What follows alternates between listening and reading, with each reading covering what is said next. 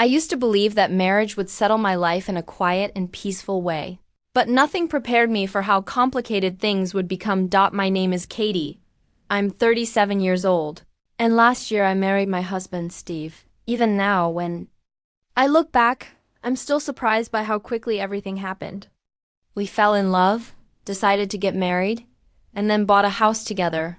Our own little world that I thought would be filled with calm mornings and warm evenings. Steve is 10 years younger than me, something I never expected to accept so easily. When we first started dating, I kept telling myself that our age difference would eventually push us apart. I thought he would lose interest, or I would grow insecure, or life would simply take us in different directions. But instead, things moved forward faster than I ever imagined. When Steve proposed, my first reaction was shock. I even asked him if he was truly ready to marry someone older than him.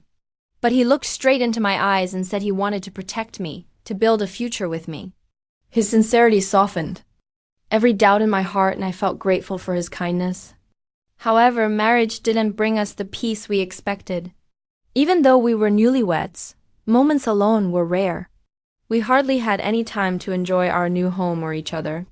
And the reason was simple. Steve's mother, Lily, she absolutely hated our marriage. She believed our age gap made me unsuitable for her son, and she seemed terrified that Steve would drift away from her. Her disapproval wasn't quiet or hidden. She made sure I felt it every single day. When she realized she couldn't stop our wedding, she gave us one condition for her: acceptance. We had to live with her. At first, I thought she was joking.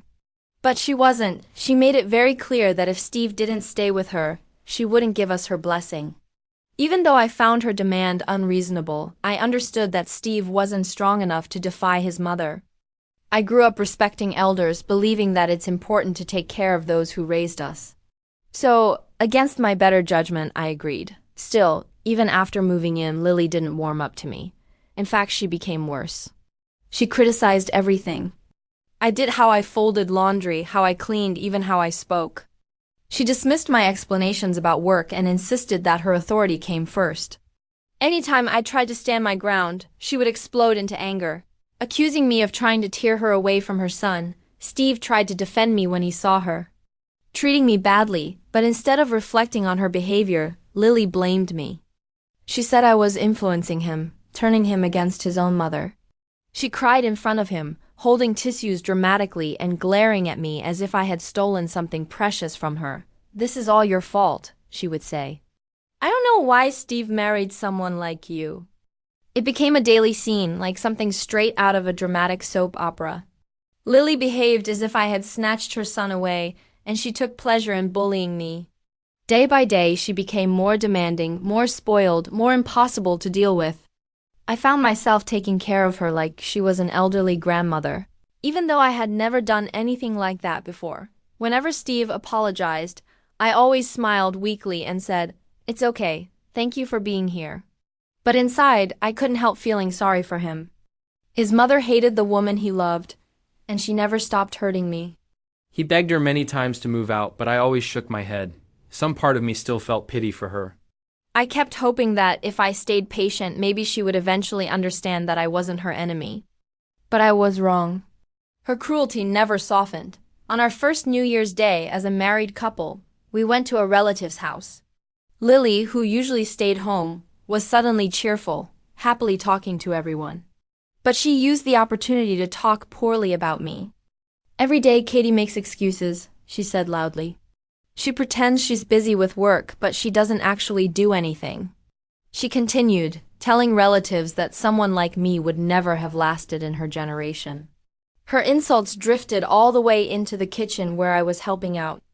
One of Steve's relatives, Lisa, looked at me with concern. "Katie, you look like you're really struggling." I finally admitted the truth. Living with Lily, it isn't comfortable at all. Lisa nodded with sympathy. "You should talk to Helen about it," she suggested. Helen, the kind aunt, Lily's older sister. I wondered if Helen would even listen to me complain about her own sibling. But I didn't have much time to think. "Katie," Lily shouted from the living room. She accused me of not bringing drinks fast enough, even though she had barely finished the last one.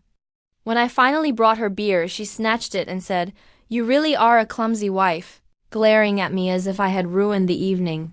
I laughed awkwardly, trying to lighten the tension. "That's my mother-in-law. I learn from you every day, Lily." She smirked proudly while everyone else looked uncomfortable. Then Helen approached me gently. "Katie, are you okay?" I tried to deny it, but when I looked into her kind eyes, the truth slipped out. Living with Lily is difficult.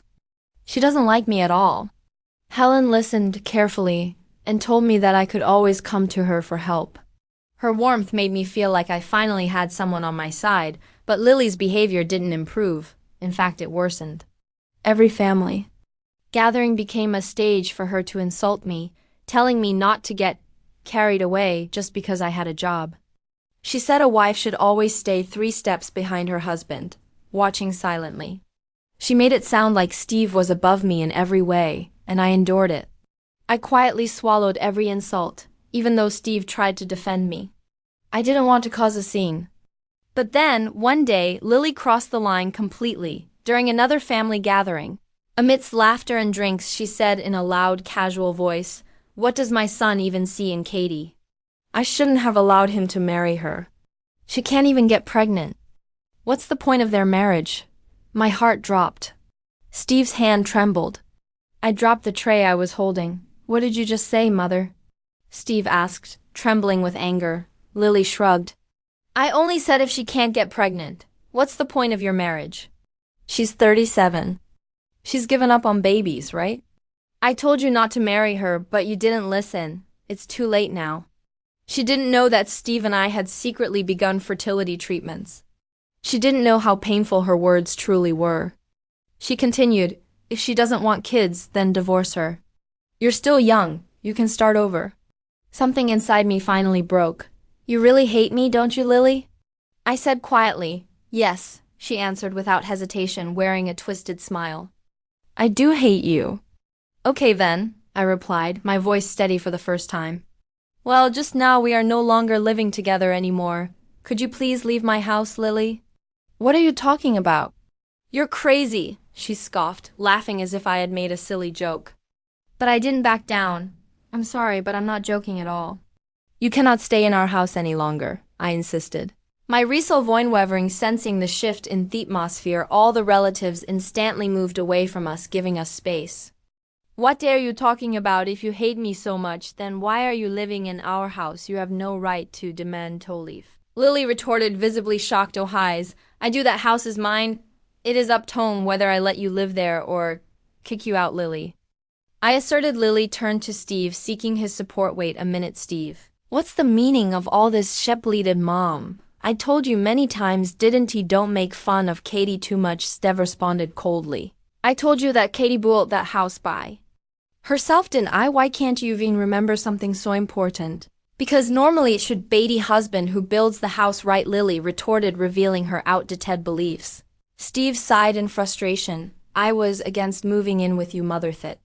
Katie insisted on having you live with us, so I had no choice. So that's to know if you make fun of my wife anymore, even if you're my own mother." "I will not allow it," with tears in her eyes, Lily argued back. "Excuse me, no way, you're kidding, right? Steve aren't you on my side? Your side, I'm more like your enemy mother. I can't believe that you're Myeon mother who verbally abuses my beloved wife like this." Steve retorted, his tone heavy with disappointment. "Oh, Steve, why?" Lily burst into tears, clinging desperately to Steve, but it was already too late. "Anyways, please pack your bags by the end of this week," I interjected firmly, meeting Elle's gaze with resolve. "No way. Katie, please, wait a minute. I apologize for everything I've done. Let's continue to live happily together." "Okay," Lily pleaded, trying to brush off the situation as if nothing had happened. "I can't do that. I can't live any longer with someone who doesn't have a shred of gratitude. Please stay away from me and get out of my house as soon as possible. I am the landlord."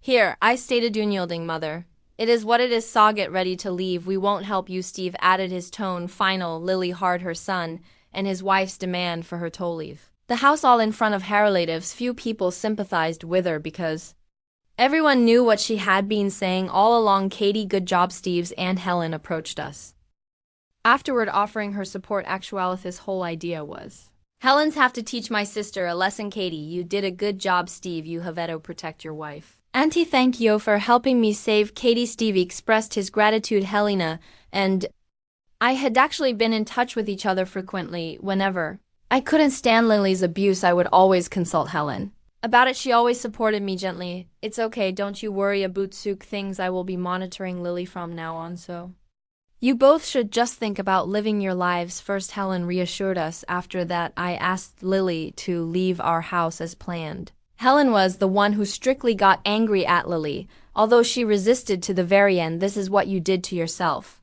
Why do he reflect on all the things you've said that hurt people's feelings? Helen scolded Lily before taking her away. After Lily was kicked out of our house, began living alone. We also moved out of our home. Steve had just been transferred, and I had just submitted my transfer request. The house was originally built with my parents' inheritance, so there was no mortgage, making it easy to sell. We made some money after selling the house, which made a life a little more comfortable. If Lily were to visit our previous home, she would surely feel lonely and hopeless. We knew this and chose to part ways. I'm home, Steve announced as he entered the door. Welcome home, honey, I greeted him, rubbing my big stomach. I'm looking forward to our baby. I'm finally becoming a father, Steve exclaimed with joy. I'm counting on y'all, sweetie. Soon we will be parents. I replied, feeling grateful for Steve's unwavering support. Steve was determined to protect me, even if he had to cut teeth off from his own mother. No matter what happens, we can get through it as a couple. I'm so glad that I married him. I believe that with all my heart.